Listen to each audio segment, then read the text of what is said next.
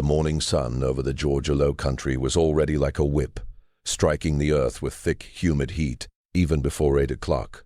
But inside the bedchamber of Miss Isabella Hawthorne, the air felt cold and tight, preserved in a state of strain so heavy it seemed like velvet wrapped around the throat. Isabella sat before her vanity, a tall structure of carved rosewood and imported French silver. She was, by every measure of the Antebellum South, a flawless creation. Her hair fell in a shining cascade of pale gold. Her skin had the shade of fresh cream untouched by the cruel kiss of the midday sun, and her eyes were a sharp icy blue, the same color as a winter sky just before a bitter freeze. She was beautiful in a way that demanded admiration, a porcelain doll holding a spirit of hardened steel. Behind her, carrying a quiet and nervous energy, stood Clara. Clara was Isabella's favorite. It was a title with weight, a burden disguised as honor. Clara was about Isabella's age, perhaps a year older, though the endless labor of her position made her eyes seem far older than her years. She was tall and slim, moving with a natural flowing grace that even her rough cotton shift could not fully conceal. If someone dared to truly look past the color of her skin and the circumstances of her birth, they might notice the high, noble curve of her cheekbones, a shape strangely reflected in the woman seated before her. But in Hawthorne Manor, no one looked that closely at property. "Careful now," Isabella murmured, her voice low and smooth, like honey mixed with poison. She watched Clara's reflection carefully in the mirror, studying the path of the boar-bristle brush through her golden hair. "If you pull a single strand, Clara, I shall have Mr. Wilson deduct the cost of the pomade from your hide." "Yes, mistress," Clara whispered, her voice barely disturbing the heavy scented air. Clara's long, steady fingers began the careful process of braiding and pinning Isabella's hair into the complicated, gravity-defying style needed for the day's social visits. Clara was gifted with hair. It was her main worth to Isabella. She twisted and smoothed, her breathing shallow, afraid of ruining the flawless image her mistress demanded. For a brief moment, as Clara leaned forward to secure a pearl-tipped pin, their eyes met in the mirror. Isabella's icy blue clashed with Clara's deep brown. A sudden spark of irritation passed through Isabella. There was something in Clara's eyes, not rebellion, certainly not that, but a quiet endurance, a depth Isabella found disturbingly human. It felt like an intrusion. "Stop," Isabella ordered sharply. Clara froze, her fingers hovering near Isabella's temple. "Mistress?" Isabella leaned closer to the mirror and tilted her chin. "Look at what you've done. The left side. It's higher than the right by at least a fraction of an inch. It looks uneven. Are you trying to make me a joke at the Wilsons' tea?" "No, mistress. I did not see it. I will fix it at once." Clara's voice shook faintly. "You didn't see it because you are foolish." Isabella rose suddenly, the legs of her heavy chair scraping loudly across the polished wood floor. She turned to face her servant. The porcelain mask slipped, revealing the spoiled anger beneath. "You are clumsy and useless. I spare you from the fields, give you the simplest tasks, and you repay me with incompetence." Before Clara could lower her eyes, Isabella lifted her hand. Crack! The sound of the slap rang sharp in the quiet room.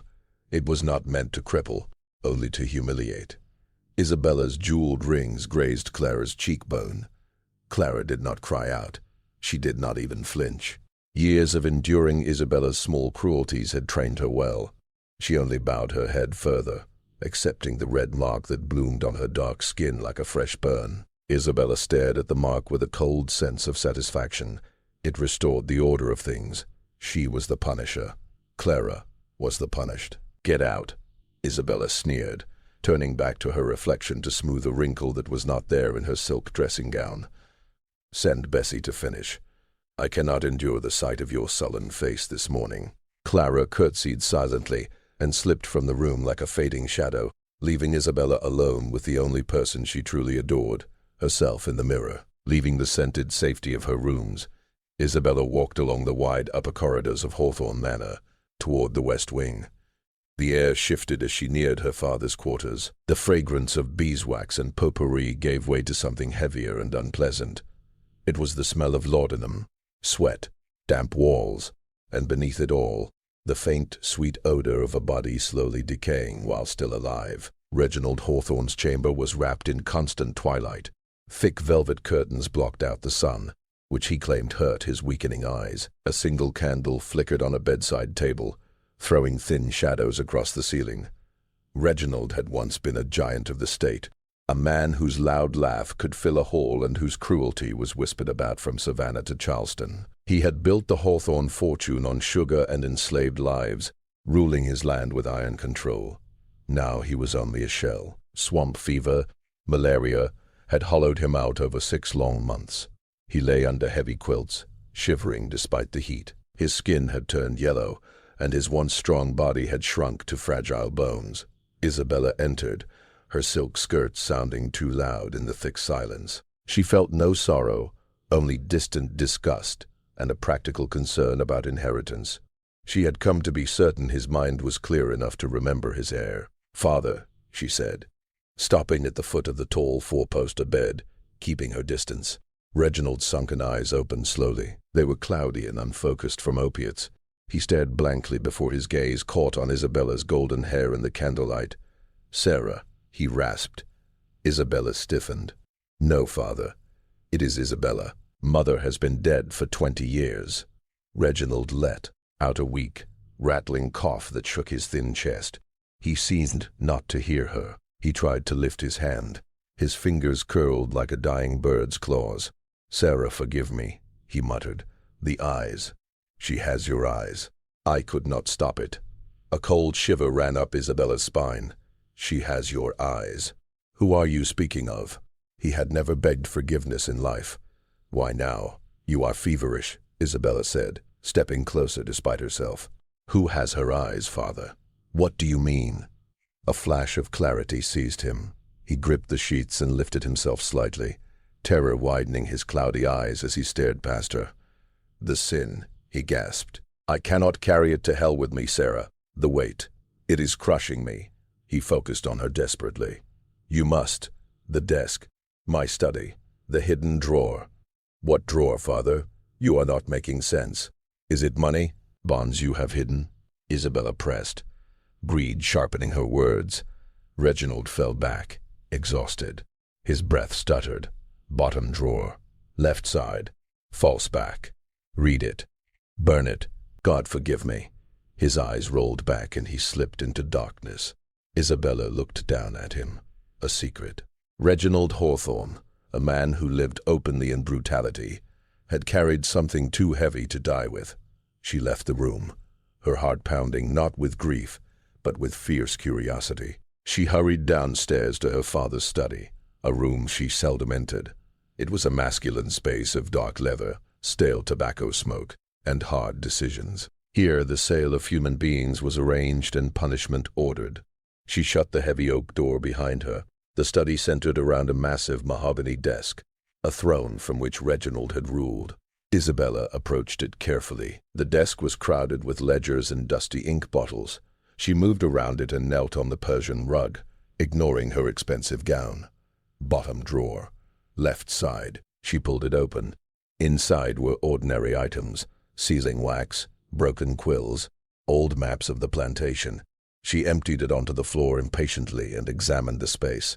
The wood seemed solid. She ran her fingers along the back panel, searching for a seam. For a moment she wondered if it had only been the rambling of a dying man. Then she felt it, a tiny hollow beneath the drawer frame, invisible unless touched. She pressed firmly. A soft click sounded. The back panel shifted forward. Isabella held her breath and pulled the false backing away. Behind it was a narrow hidden space.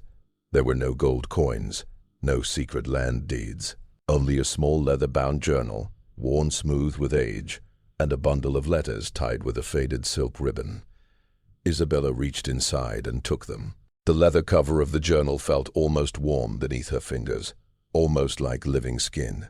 She rose slowly, pressing the book and letters against her chest as a sharp wave of sickness rolled through her. The silence inside the study felt thick and accusing. She crossed the room to the window, where a thin blade of morning light cut through the heavy drapes. Her hands were shaking. She untied the ribbon around the letters first. The paper was fragile, yellow with age. She opened the top letter. The handwriting was not familiar. It was a woman's script, looping and elegant, yet rushed. "My dearest Reginald," it began. Isabella's stomach tightened. She knew the date. It was 22 years ago. 2 years before she had been born. 2 years before her mother died. She started reading, and with each line the solid ground of her proud, perfect world began to collapse into dust. The letter spoke of a forbidden love, of stolen meetings beneath the cypress shadows, and of a child, a daughter born in secret and hidden away in the slave quarters to escape a scandal that would have ruined them all. Isabella Lowe read the paper, her breath coming in quick, sharp pulls. She glanced down at the journal. She did not need to open it to know what was inside. The proof, the details of her father's greatest sin, a sin that was upstairs at that very moment, braiding hair and enduring slaps with silent obedience. Isabella was not the only daughter of Reginald Hawthorne. The study felt like a tomb filled with silence. The only sound was her shallow, frantic breathing as her world came undone. Isabella stood near the window, the brittle letter clenched in her hand, like a shard of glass. The sunlight, which she had always imagined as a spotlight shining on her perfection, now felt harsh and unforgiving, like a cold examination lamp. She read the words again, her eyes scanning the faded page as if searching for some mistake, some lie. "Our daughter Clara carries the arch of your brow and the fire of my spirit. She is the secret I keep in the shadows of the quarters, a living reminder of what we dare not name." The name Clara rested on the page like a drop of ink spilled in milk, spreading and staining everything. Isabella felt another rush of nausea. Her father, the great Reginald Hawthorne, a man who preached about blood purity and noble lineage as if they were sacred law, had fathered a child with a woman he owned. He had placed that child inside the house of his rightful heir, letting what he called tainted blood serve pure blood every single day. The pride that had protected Isabella for 20 years began to twist and bend. If Clara was his daughter, then the order Isabella believed in was nothing but a lie. The difference between mistress and slave was not about soul or nature, as she had always been taught, but about a father's choice and a locked drawer. She stared down at the journal, her fingers moving across the worn leather. This was the record of her father's cowardice. He had not old the child to hide the shame. He had kept her close, a silent and living punishment that Isabella now had to bear. The shadows as the study seemed to stretch longer, the heavy mahogany furniture pressing inward. She remembered every time she had struck Clara, every cruel word she had thrown at her. She did not feel guilt. Not yet. Isabella was not capable of that. But she felt something worse, a terrible loss of control. Every slap had fallen on her own blood. Every insult had echoed back at her like a reflection she never knew existed. Standing in the center of that masculine sanctuary, surrounded by stale tobacco and old leather, she felt the first cracks of a rising madness. Isabella returned to her bedchamber, moving stiffly, her face frozen like wax. The room was empty. The scent of her expensive perfume now felt heavy and sickening, like flowers placed at a funeral. She sat at her vanity, the rosewood and silver reflecting a woman she barely recognized. A soft knock made her jump, her heart pounding against her ribs like a trapped bird. "Mistress, it's Clara. Bessie said you were finished with your walk. Come in," Isabella whispered, her voice strange to her own ears. Clara entered with her head lowered, her eyes fixed on the floor. She moved with natural grace, the same grace the letter claimed came from their father. Isabella watched her in the mirror, her blue eyes wide and sharp. She studied Clara's hands as the girl reached for the brushes. Long, slender fingers, the same shape as her own. She noticed the curve of Clara's jaw, the high line of her cheekbone where the red mark from that morning's slap still lingered. "Look at me, Clara," Isabella ordered. Clara paused, fear flickering across her face, before she slowly lifted her gaze to meet Isabella's in the mirror. Brown eyes met cold blue. For the first time, Isabella did not see a servant. She saw a sister. She saw their father's nose, the familiar line of his mouth softened by another woman's features. The truth did not bring warmth. It sharpened her cruelty. Isabella felt an urgent need to erase the resemblance, to prove Clara was still beneath her. "You're filthy, Clara," she hissed, grabbing Clara's chin and forcing her closer to the glass. "Look at that skin. Look at how it spoils this room. Do you think you are special because I allow you to touch my hair? Do you believe you are anything more than dirt beneath my boots?" Tears filled Clara's eyes, but she said nothing. Her body trembled in Isabella's grip. Isabella stared at their reflections side by side, one pale and golden, the other dark and strong, and felt a scream rising inside her. They were two sides of the same coin, forged in the same fire of a father's sin. The more Clara cried, the more Isabella wanted to crush her, as if destroying the mirror would destroy the truth it showed. As the sun began to sink, painting long red streaks across the Georgia sky, Isabella walked back to the west wing. The smell of decay was stronger now, thick and almost alive. She entered her father's room not as a loving daughter, but as a judge. Reginald lay awake, his breathing wet and uneven in the fading light. His cloudy eyes searched the dimness as she approached. "I found it, father," she said, her voice cold and cutting. She lifted the leather journal. "I found your secret. I found the letters from the woman you loved. I know the truth about Clara." Reginald let out a broken sound that was half laugh and half sob. A tear slid down his yellowed cheek. "Then you carry the weight. It is yours now, Isabella. My pride, my legacy. It was all built on her." "How could you?" Isabella demanded, leaning close to him. "You made me live beside her. You made me breathe the same air. You brought her blood into this house and called it service. You have ruined everything." Reginald's hand reached out, brushing her silk sleeve. "She is your blood, Isabella. Look at her. See her before I die." "I see her," Isabella spat, pulling away as if his touch burned.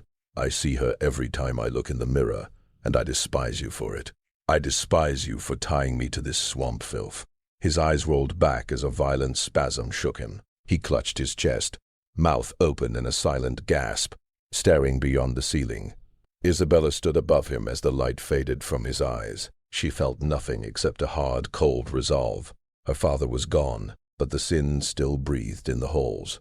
The proud mistress was now the guardian of the Hawthorne secret, and she would do whatever was required to ensure that pure blood was the only blood the world would ever see. The funeral of Reginald Hawthorne was a display of grand Southern hypocrisy. The Georgia heat pressed down like a heavy hand, turning black silk into damp cloth that clung to mourning bodies. The air in the Hawthorne cemetery, shaded by ancient oaks draped with moss, smelled of fresh earth and the sweet rot of too many lilies. Isabella stood at the head of the grave, her face hidden behind thick black Chantilly lace. To the world, she appeared as the grieving orphan, the strong heir to the Hawthorne empire. Beneath the veil, her eyes were sharp as flint, searching the crowd not for comfort, but for signs of gossip. She felt the eyes of the local families, the Wilkes, the Beauforts, the Claytons, all measuring her value now that the old lion was dead. Yet her own gaze drifted to the line of house servants at the edge of the clearing. Clara stood among them like a statue, her head raised, her brown eyes fixed on the dark mahogany coffin. In the bright noonlight, the resemblance was impossible to deny. Clara did not look like a servant mourning a master. She looked like a daughter grieving her father. Each word the minister spoke about honor and heritage struck Isabella like a whip. She wanted to tear away her veil and expose the decay beneath the Hawthorne name. Instead, she gripped her lace parasol until her gloved knuckles turned white. The inheritance she once desired now felt poisoned. She was inheriting not only land and gold, but a living reminder of betrayal. When the first shovel of dirt hit the coffin with a hollow final thud, Isabella made her choice. She would not allow the mirror to remain. She would not spend her life staring into Clara's face and seeing the truth of her own stained lineage. That evening, as the house settled into a heavy funeral silence, Isabella did something she had never done in 20 years. She walked toward the slave quarters.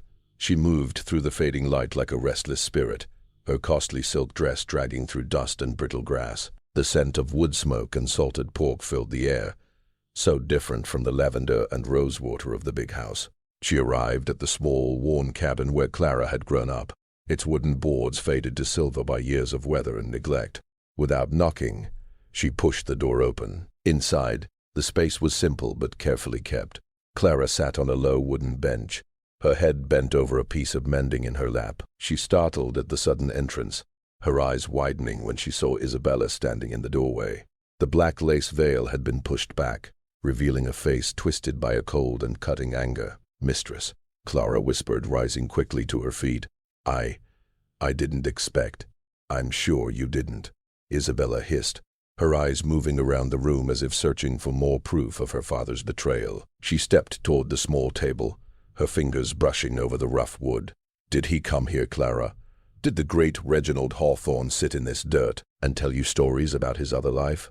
Clara's face turned pale and stiff, her breath catching painfully in her throat. I don't understand, mistress. Don't lie to me," Isabella screamed, the sound ripping through the quiet of the quarters. She lunged forward, seizing Clara by the shoulders and shaking her hard. "I've read the letters. I've seen the journal. I know what you are, you wretched, half-blooded creature. You think you're special because he kept you near. You think you're more than a mistake he was too weak to erase." Clara did not fight back. She stood completely still, her eyes locked onto Isabella's with a frightening, silent clarity. "I never asked for his name, Isabella," she said quietly, her voice steady as she dropped the title of mistress for the first time. "I only asked to live in peace." But he couldn't allow that, could he? He had to face his sin every single day, just like you are facing it now. Hearing her own name spoken without respect was the final spark. Isabella struck her, not a slap this time, but a hard, closed fist that sent Clara stumbling into the wall. Isabella remained in the center of the cabin, her chest rising and falling sharply, the fine silk of her dress looking foolish and out of place against the dirt floor. She stared at Clara, who wiped a thin line of blood from her zip with the same quiet dignity she always carried. In that moment, Isabella understood that she could never truly destroy Clara, because Clara had already been shaped by a fire Isabella could never imagine surviving. If Clara stayed at Hawthorne Manor, she would always be the real heir of their father's spirit, while Isabella would inherit only his lies. Isabella returned to her father's study.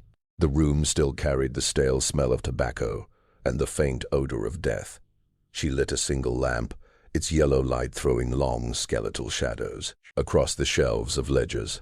She did not pause. She pulled out a blank document from the desk, a bill of sale, and dipped her quill into the ink. Her hand shook slightly as she carefully wrote the name Clara. Under description, she wrote with sharp and deliberate cruelty, "Healthy, skilled seamstress, high-spirited, requires firm hand." She understood exactly what those words meant. Selling a house girl described that way would not send her to another manor. It would send her deep south, to the sugar plantations, the hellish fields where life expectancy was counted in months instead of years. It was an execution hidden behind legal language. Isabella did not hesitate. She needed Clara removed, erased from the world of flesh and memory, so the Hawthorne name would appear spotless in the eyes of the county. As the ink dried, the wind moved through the cypress trees outside, carrying a low, moaning sound that seemed to echo the words of the letter she had burned. She looked down at her hands in the lamplight. They were the same as Clara's, the same long, graceful fingers, the same high arch of the knuckles. By selling Clara, she was selling a part of herself, but her pride and her need for control blinded her to the cruel irony.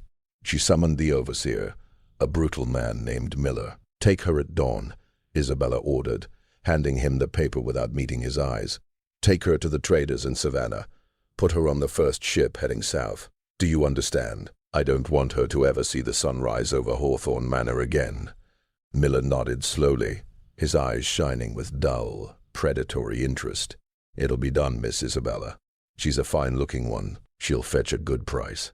"I don't care about the price," Isabella snapped, turning away from him. "I only care that she is gone." After he left, Isabella stood alone in the middle of the room, clutching her father's journal tightly against her chest. She had won.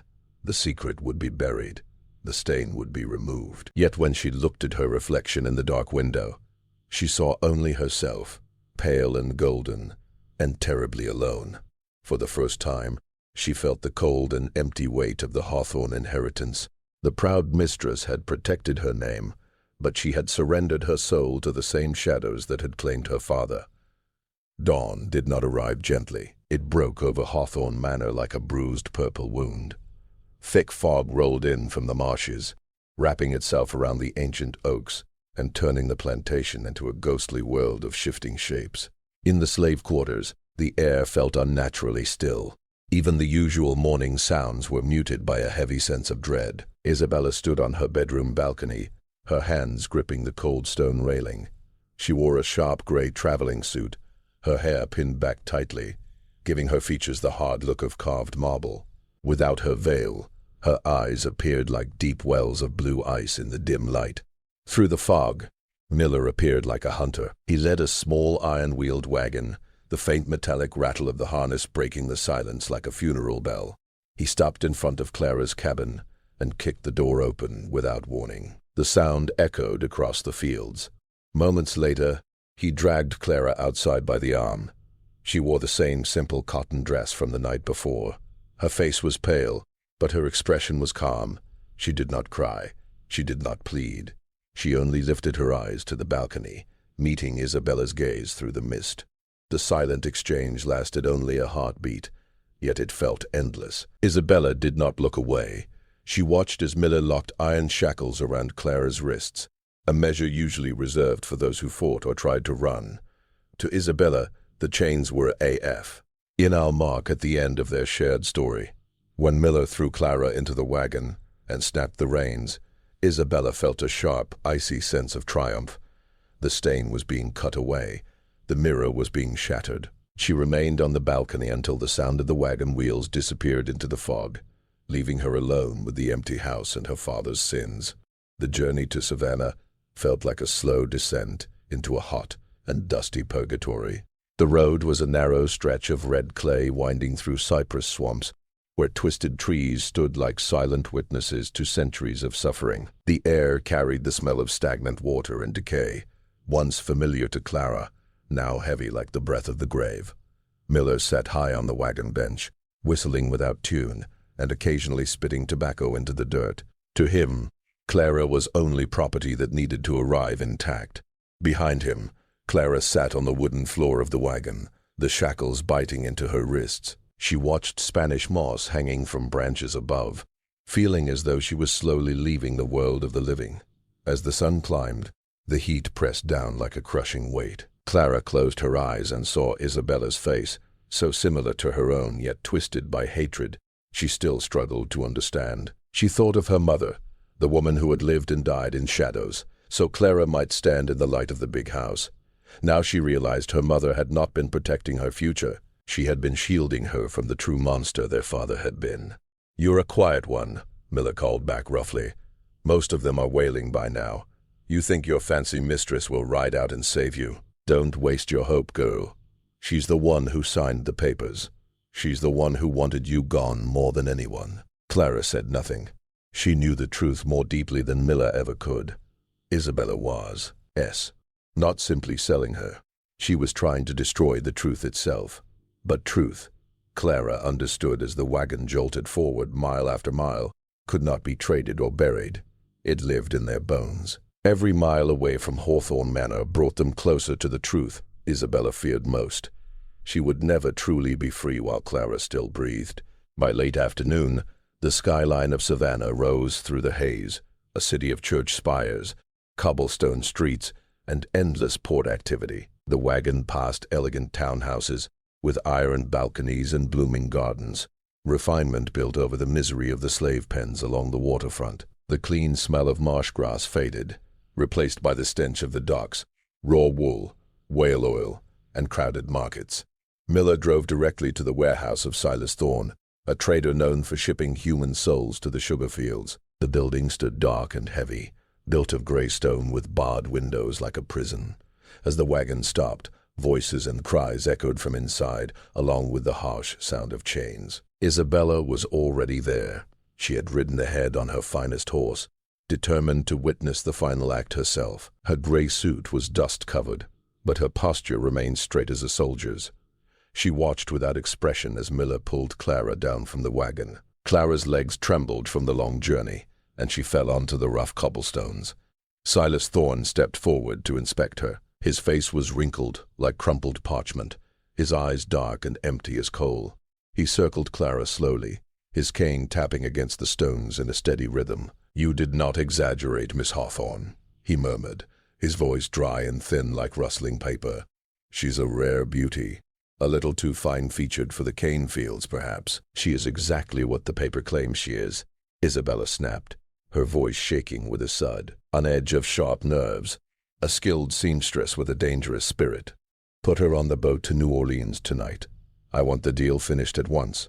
Thorne shifted his gaze from Isabella to Clara, his eyes narrowing as he caught the striking similarity in their bone structure. A slow, understanding smile spread across his face. "I see. A matter of household discipline, then. Very well. The Southern Star sails at midnight. She'll be in the hold before the tide changes. Done." Clara rose to her feet, her eyes locked on Isabella. She did not look like a victim. Even in chains on the dusty ground of the slave market, she carried the Hawthorne pride more strongly than the woman who bore the name. "You can sell my body, Isabella," Clara said, her voice steady and cutting through the noise of the docks. "But you cannot sell the blood. Every time you look at your own face, you will remember who I am, and you will know that the only thing pure about you is your fear." Isabella turned away, her face burning a deep, furious red. "Take her," she screamed at Miller. She did not look back as Clara was dragged into the dark mouth of the warehouse. She climbed onto her horse and rode away from the docks, as if the devil himself were chasing her. Yet the sound of Clara's voice followed her, a chilling echo the wind could not erase. The change from the moss-covered grace of Georgia to the harsh, sun-scorched violence of the Louisiana sugar parishes felt like falling into a living furnace. For Clara, the trip in the cramped, airless hold of the Southern Star had been a haze of seasickness and the steady, terrifying crash of waves against wood. When she finally stepped onto the docks of New Orleans, the humidity was so heavy it felt like breathing through wet wool. Within hours she was sold again, her high-spirited description from Isabella's bill of sale drawing the interest of a plantation owner named Garrison Vance, a man known for breaking difficult house girls. Now Clara stood in the wide emerald sea of the sugarcane fields at Bel Ombre. The cane rose 10 feet high, its sharp, saw-edged leaves slicing any bare skin. The air no longer carried the scent of roses or lavender. It smelled of burned earth, rotting plants, and the thick, sickly sweetness of the sugar mills, where the cane was crushed into juice. Clara's soft, graceful hands, the same hands that had once braided Isabella's golden hair, were now raw, blistered, and stained dark with cane juice. The shift from favored housegirl to field laborer was the clearest sign of Isabella's hatred. Garrison Vance stripped Clara of her name and identity, giving her a rough burlap sack to wear and a heavy iron hoe as her only companion.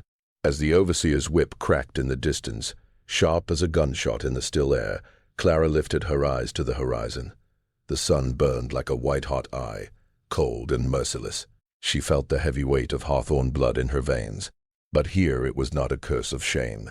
It became a source of cold strength. She was the daughter of Reginald Hawthorne, a man who had built wealth from suffering, and she understood that to survive this place, she would need to find that same iron inside her soul, the same iron Isabella had used to cast her out. Back in Georgia, Isabella Hawthorne sat in the grand dining room of Hawthorne Manor, the silence pressing against her like a physical weight.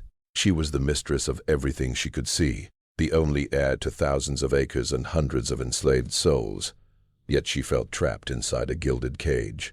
The servants moved through the halls with a new, frightening quiet. They did not meet her eyes. They did not whisper behind doors. They knew. They had seen the wagon before sunrise. They had seen the empty cabin in the Qua Raiders. In the hidden network of plantation life, the truth about Clara was already turning into a ghost story. Isabella found herself unable to sit at her vanity. The mirror, once her closest ally, had become her greatest enemy. Whenever she caught her reflection, she no longer saw the proud mistress. She saw the curve of Clara's brow. She saw the shape of Clara's jaw.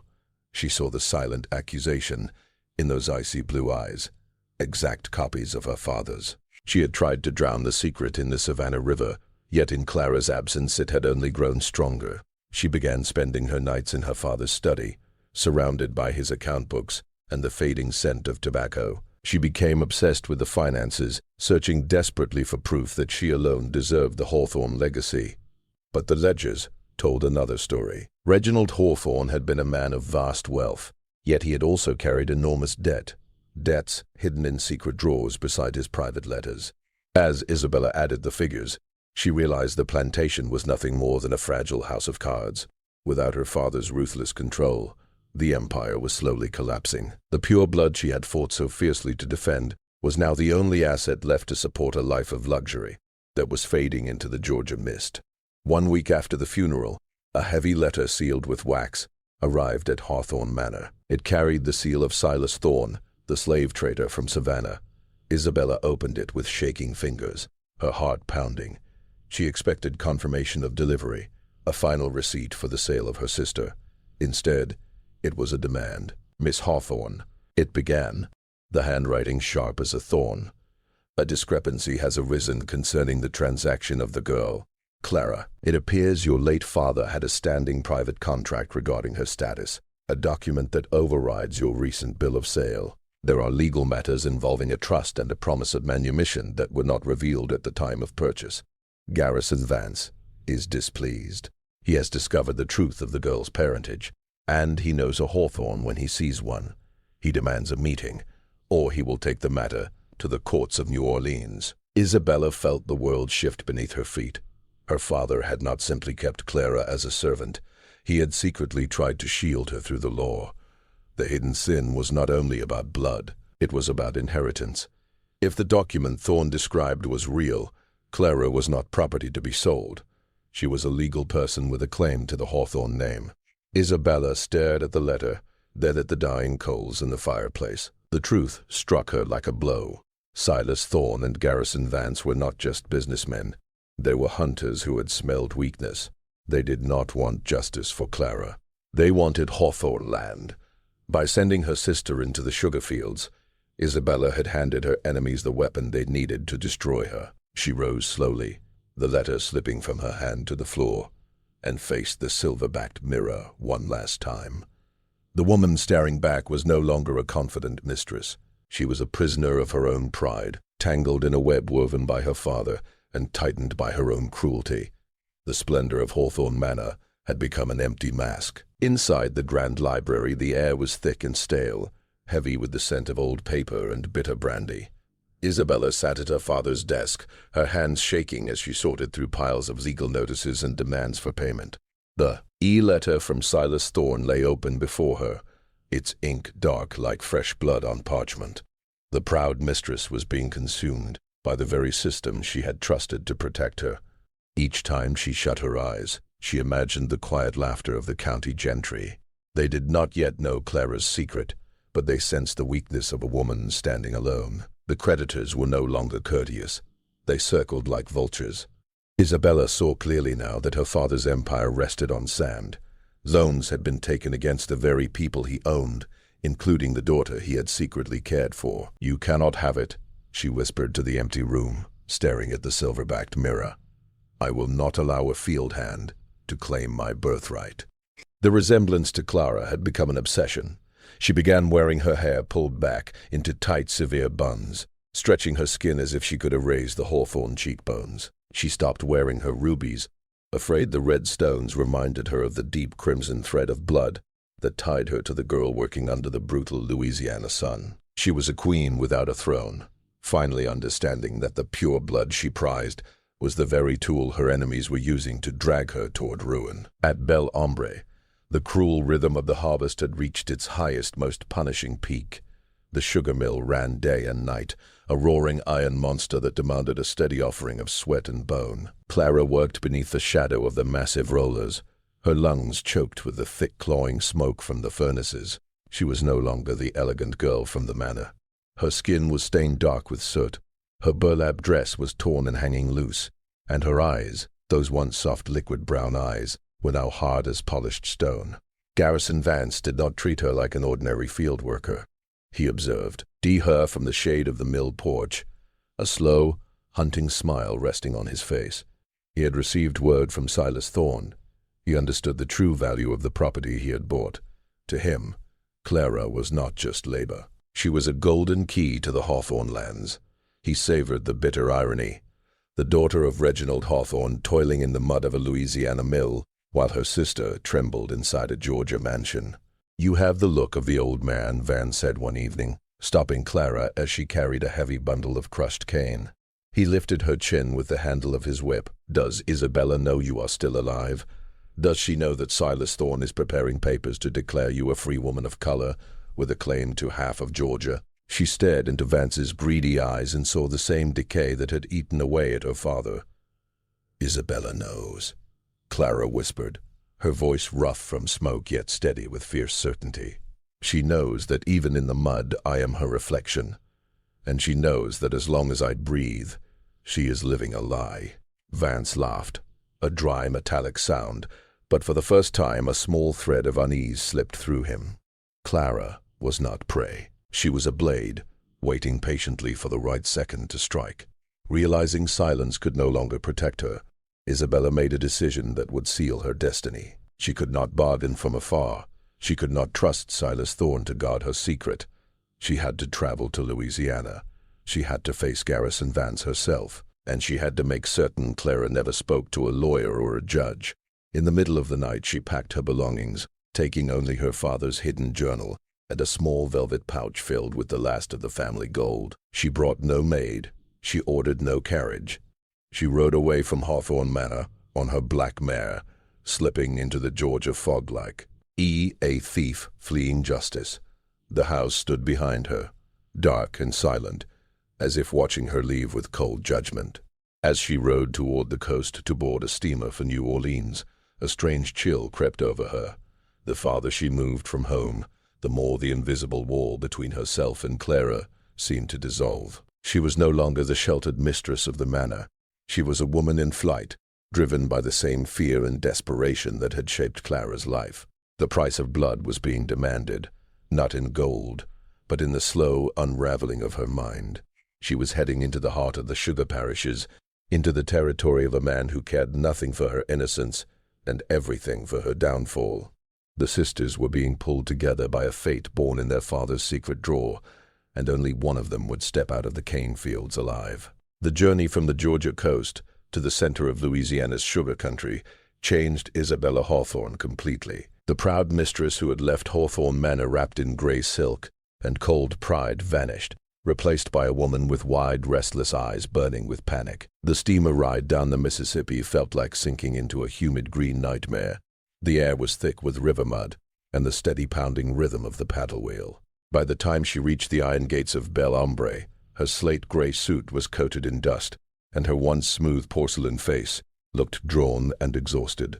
Garrison Vance waited on the broad white veranda of his mansion. He looked like a general who had already claimed victory, reclining in a wicker chair with a glass of mint-flavored bourbon in his hand. The sugar harvest was at its height, and the air around the house carried the sharp metallic scent of the mills and the deep growl of steam engines.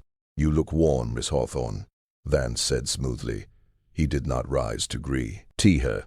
"Louisiana is unkind to Georgia roses, especially those who travel alone." Isabella did not waste words. She stepped forward, clutching her father's leather journal against her chest, like armor. "I'm here to settle the debt, Mr. Vance. I have the gold," Silas Thorne mentioned, "and I have journals proving my father's private agreements were the delusions of a dying man." He stood and pointed toward the dark smoke rolling into the sky. "The journals are meaningless now, Isabella. He discovered a recorded deed of manumission at the courthouse, a document your father filed 20 years ago, declaring Clara a free woman of color upon his death." The world seemed to tilt beneath Isabella's feet. Her father had not merely promised Clara freedom. He had legally secured it while still alive, hiding the record far away. "And there is more," Vance continued, his eyes gleaming with cold greed.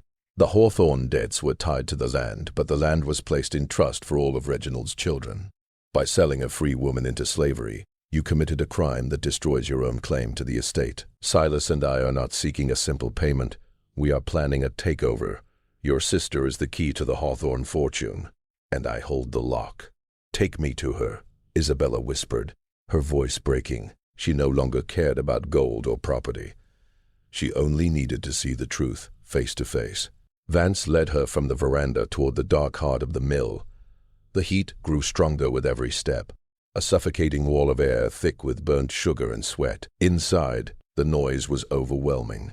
Massive iron rollers crushed cane with bone-shaking force, and the floor was slick with juice and soot. Then she saw her. Clara stood near the boiling vats, outlined by the orange glow of the flames. She was covered in grime, her burlap dress clinging to her damp skin. Yet her posture was straight and unyielding. When she turned and saw Isabella, she did not recoil. She did not cry. She walked forward, her bare feet steady on the dangerous floor. The sisters faced one another in the center of the inferno. There was no mirror now, only the stark truth of shared blood.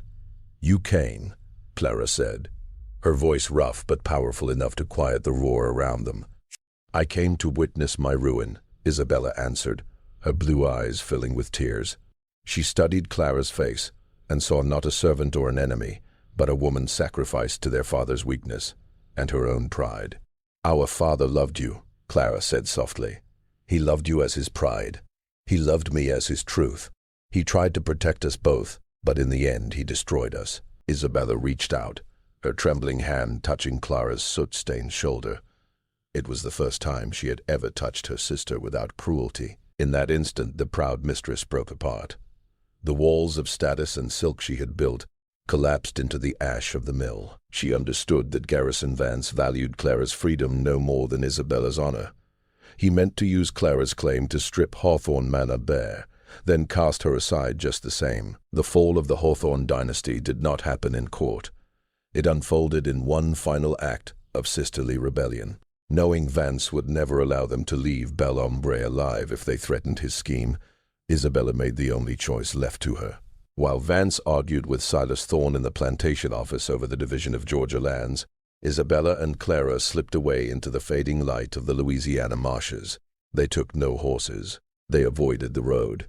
They moved toward the dark waters, guided by quiet memory of the bayou that had sheltered the free for generations. Hawthorne Manor was eventually seized by creditors.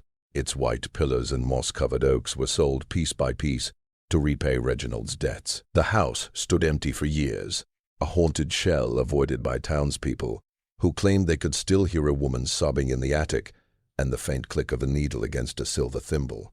The Hawthorne sisters were never seen again in Georgia or Louisiana. Some believed they drowned in the swamp, their bodies claimed by the cypress roots. Others whispered they found refuge among hidden maroon communities, where the crimson thread of their blood became not a curse, but a bond. The last object recovered from Hawthorne Manor was the silver-backed mirror from Isabella's vanity.